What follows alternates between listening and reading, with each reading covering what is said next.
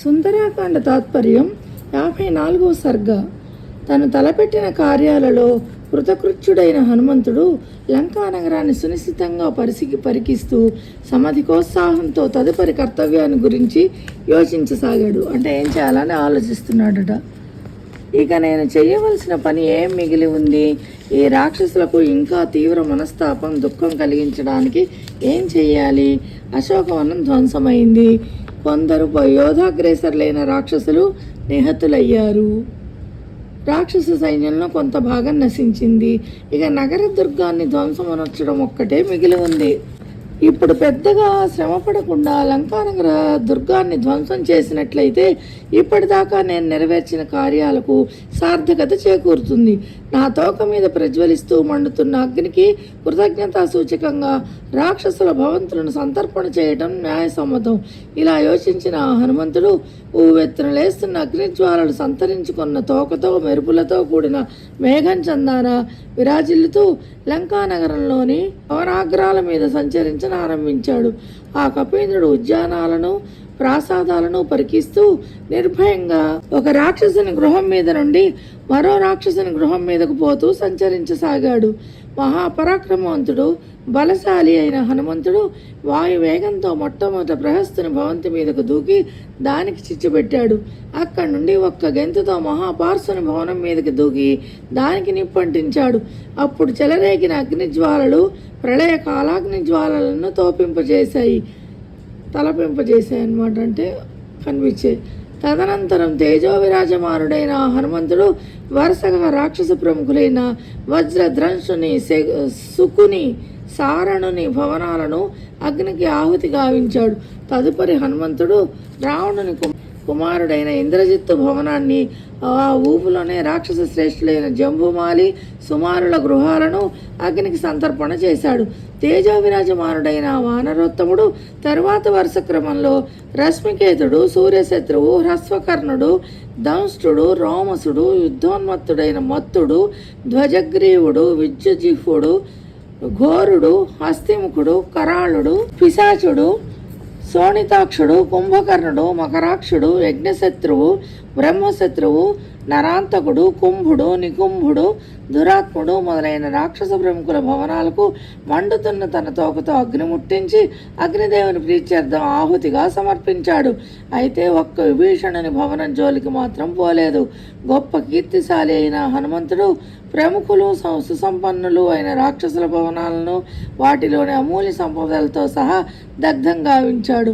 విశేష సంపదలతో తులతూగుతున్న భవంతులను ఆ విధంగా అగ్నికి ఆహుతి చేసి మహాపరాక్రమశాలి, శుభలక్షణ సంపన్నుడు అయిన హనుమంతుడు రాక్షసేంద్రుడైన రావణుని రాజప్రాసాదాన్ని చేరాడు.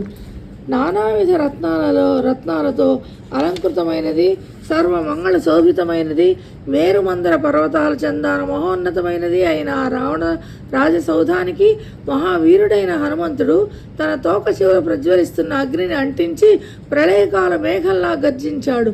వాయువు కూడా తోడవడంతో అగ్ని మరింత ఉధృతం సంతరించుకుని ప్రళయ కాలాగ్ని చందాన పెనుమంటతో ప్రచండంగా ప్రజ్వలించసాగింది.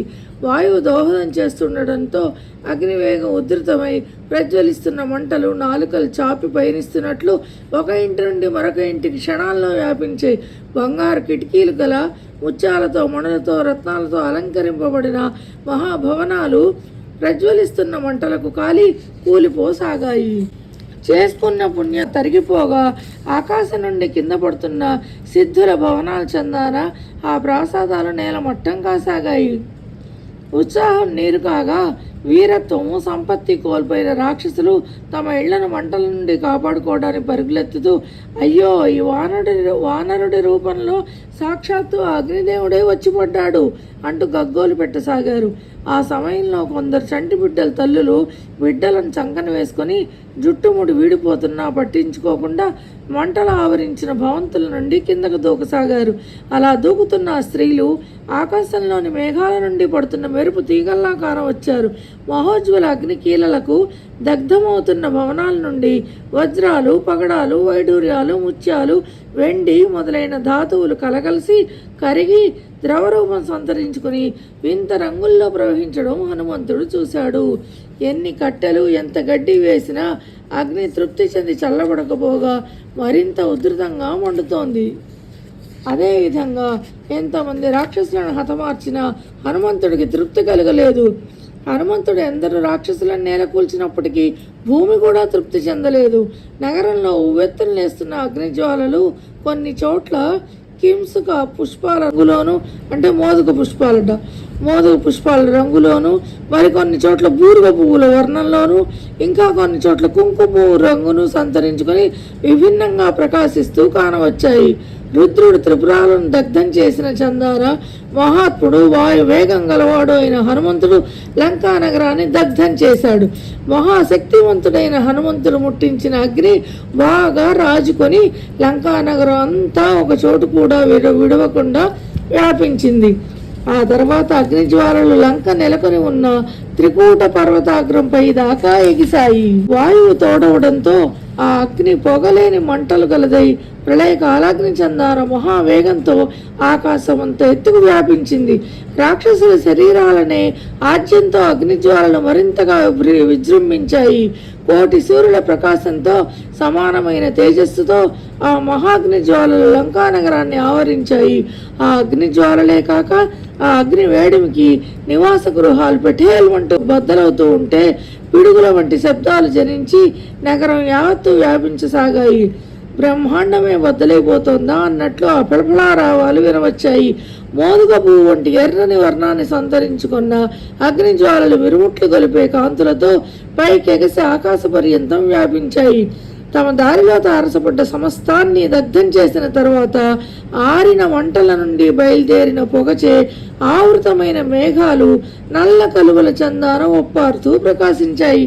తమ కళ్ళ ముందే జరుగుతున్న బీభత్సం చూసి రాక్షసులు తమలో తాము ఇలా అనుకోసాగారు, ఈ వచ్చిన వాడు వానర రూపంలో ఉన్నాడే కానీ వానరుడు మాత్రం కాదు.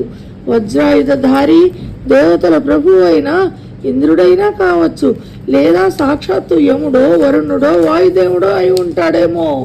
అది కాకపోతే రుద్రుడు గాని, అగ్ని గాని, కుబేరుడు గాని, సూర్యుడు గాని, చంద్రుడు గాని అయి ఉండొచ్చు.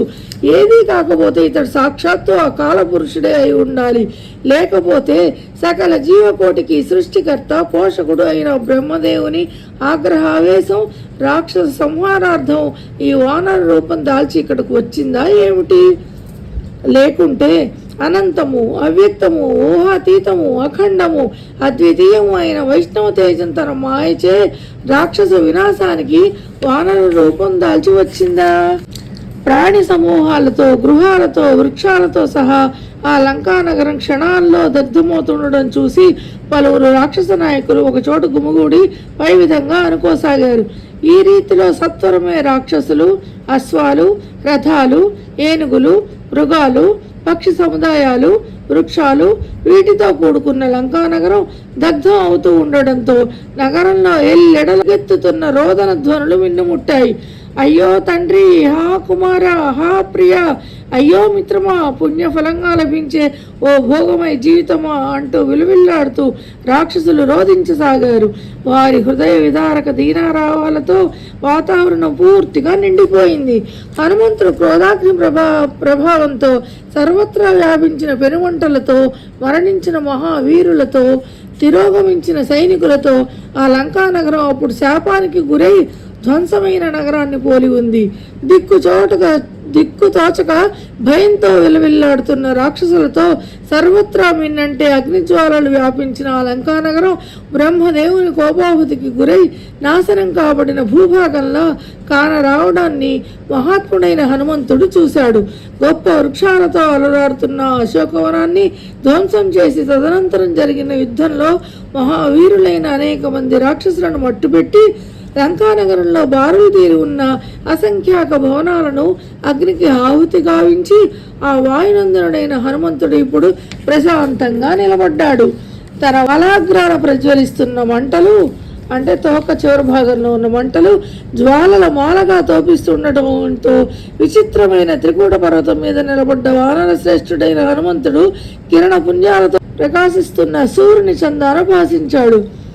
పేరెన్నిక కన్నా అనేక మంది రాక్షస యోధులను సంహరించిన గొప్ప వృక్ష సముదాయాలతో అలరారుతున్న అశోకవనాన్ని చిన్నాభిన్నం చేసిన పంక్తులు తీరిన రాక్షసుల భవనాలను అగ్నికి సంతర్పణ చేసిన మహాత్ముడైన హనుమంతుడు ఇప్పుడు మనస్సులో రాముణ్ణి తలుచుకున్నాడు.